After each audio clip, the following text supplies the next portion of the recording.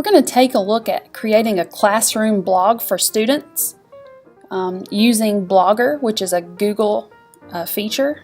So first of all, you need to be signed into your Gmail, which for us is going to be our Burke County school emails. Go to the app launcher. Then we're going to go to More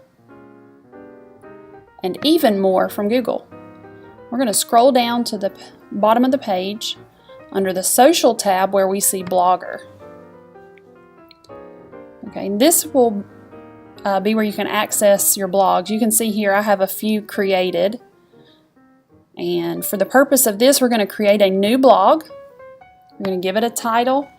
For today I'm going to call this a sample class blog, and we're going to give it an email or a website address. You want to keep this simple, so I might call it sample class, and then it automatically gives it the .blogspot.com, and it'll tell you this one is not available. So let's say that I'm making this for a 7th grade class, so I'm going to do sample blog 7, sample class 7. Okay, now I'm going to choose the template. I'm going to go with dynamic and then hit create. The template can be changed once you get your blog up and going. Okay, and we don't need to find a domain. We're going to keep it with the original URL that we just created.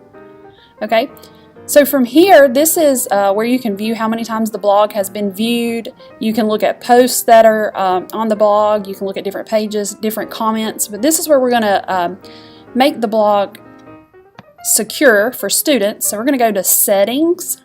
Okay, and there's the title. I can edit. Let's give it a description. So this is a 7th grade sample blog. Okay, and I'm going to save that. Alright, privacy, where it says listed on Blogger, visible to search engines. Let's edit that, and we're going to go no and no. This makes our blog private to our class only. Okay, publishing, we're going to keep the same. The settings here, we're going to keep the same. Alright, down at the bottom where we have blog authors and blog readers. Okay, it's automatically defaulted for public, so we're going to edit that, and we are going to make that private so that only the blog authors can read our blog. And right now I'm the only author.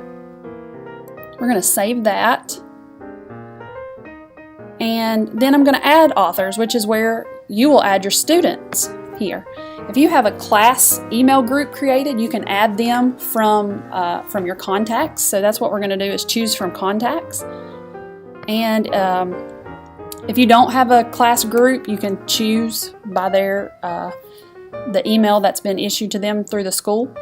So I'm going to give this to my group of teammates of the ITFs.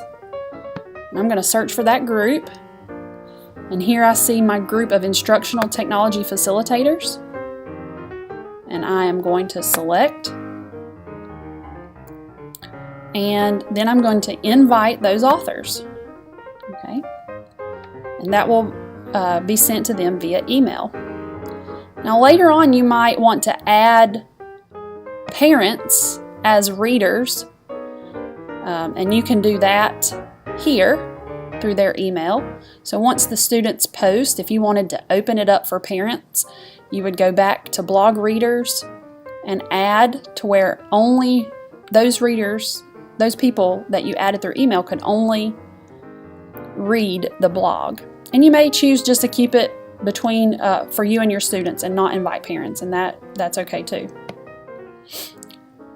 Alright, so those are our basic settings. We're going to look at the posts and comments. This blog is defaulted to set up and show 7 posts at a time. Alright, who can comment? We want to make sure that only members of the blog can comment, And comment moderation is next. That will allow you to preview the comments that are made prior to them posting. Depending on your grade level or your student's experience, you may want to enable this feature to say always, and then I'm going to put my email address here.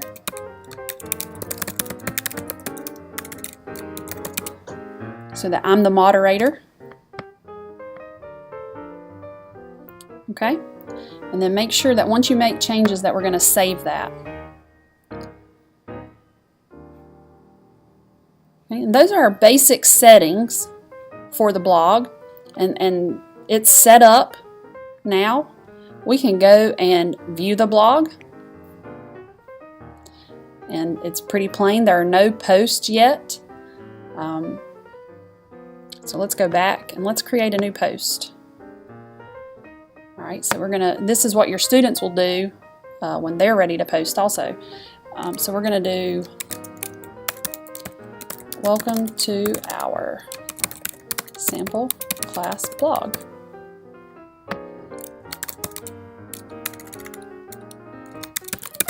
We will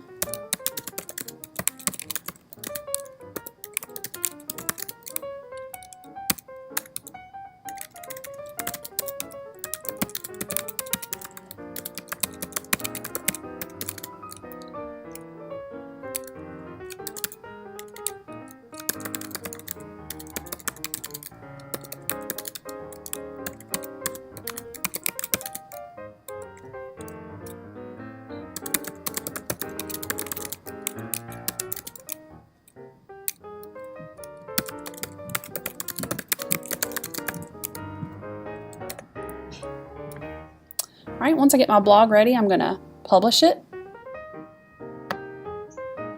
Okay. And then I can go back and view that blog. And there it is. And you can see this is a very basic layout. There are other features you can add. You can edit the blog,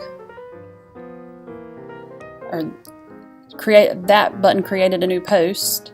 You can go back and you can edit the blog under the layout. You can add gadgets. We can change the template. And once you have the blog created, there are many templates to choose from. I'm just going to keep ours with the simple blog. And then apply.